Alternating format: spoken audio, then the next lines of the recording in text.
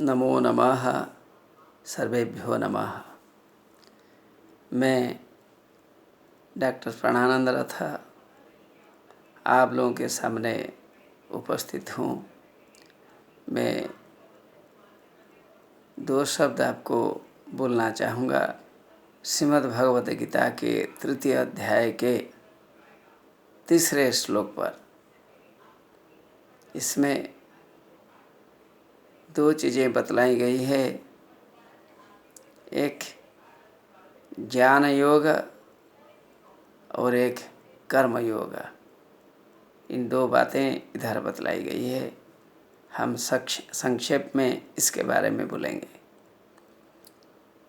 श्री भगवानुवाच लोकेस्मिन् द्विविधा निष्ठा पुरा प्रोक्ता मया नघ ज्ञानयोगेन सांख्यानां कर्मयोगेन योगिनाम्।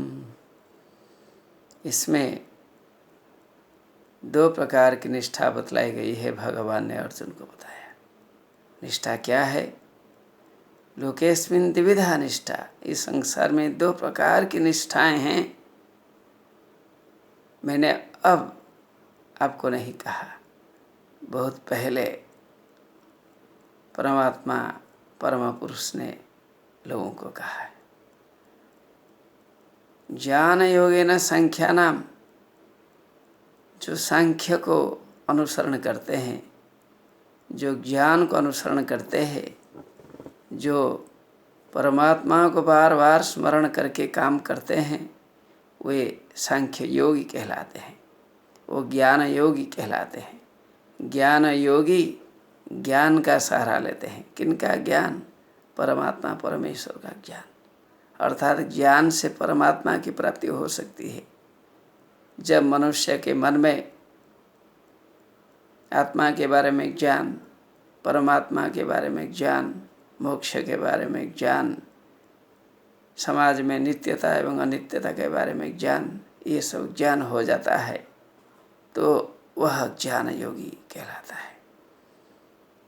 सांख्य ज्ञान योग में प्रधान तत्व है सांख्य, सम्यक ज्ञान।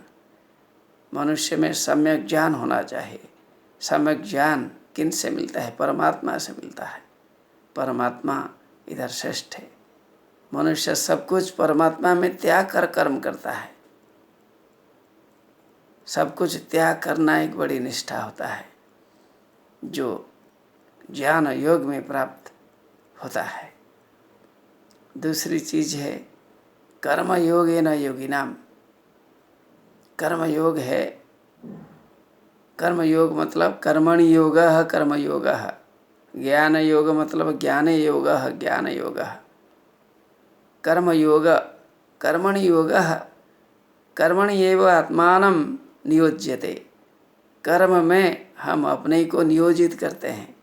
जो काम हम करते हैं इस कर्म में हम अपनी आत्मा को नियोजित करते हैं, अपने विवेक को नियोजित करते हैं, अपनी बुद्धि को नियोजित करते हैं, अपने विवेक को नियोजित करते हैं।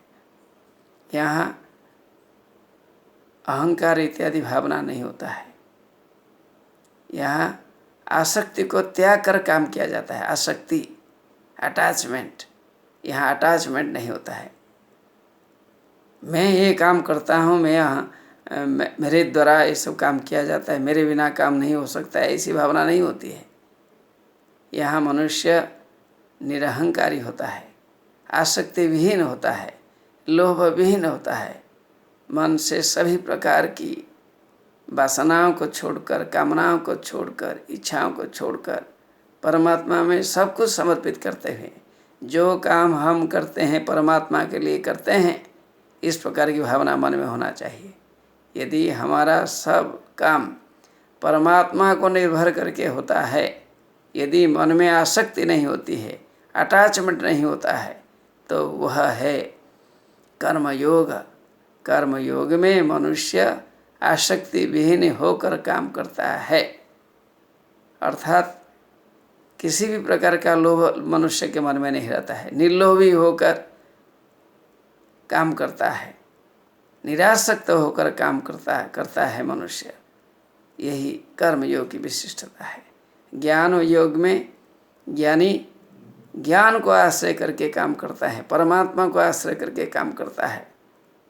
ये सब जो तत्व है ये अपूर्व है, इसे समझना बहुत ज़रूरी है।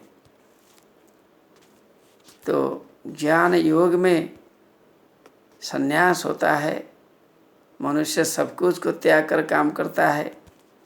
ज्ञान योग को सांख्य योग कहते हैं, जिसे जहाँ ज्ञान की आवश्यकता होती है, सभी तत्वों की पारमार्थिक ज्ञान की आवश्यकता होती है। इन्हीं भावनाएं ज्ञान योग में होती है। और कर्म योग में आसक्ति को त्याग कर कर्म किया जाता है। हमें आसक्ति विहीन होकर काम करें तो यही कर्मयोग की श्रेष्ठता होती है। कर्मयोग में समत्व योग होता है, साम्य भाव की भावना होता है, निष्काम भावना होती है। हम मन में कामना रख के काम नहीं करते हैं। कर्मयोग में भी बुद्धि योग होता है। तदर्थ कर्म, मदर्थ कर्म, मत कर्म, ये सब शब्द भी यहाँ प्रयुक्त होते हैं। कर्मयोग महत्वपूर्ण है, ज्ञान योग महत्वपूर्ण है, लेकिन वहाँ काम किया जाता है। ज्ञान योग में ज्ञान पर का काम किया जाता है, परमात्मा को सब कुछ समर्पित करते हुए काम किया जाता है। कर्म योग में मनुष्य आसक्ति को त्याग कर, लालच को त्याग कर, लोभ को त्याग कर काम करता है। यही विशेषता है। दोनों महत्वपूर्ण है।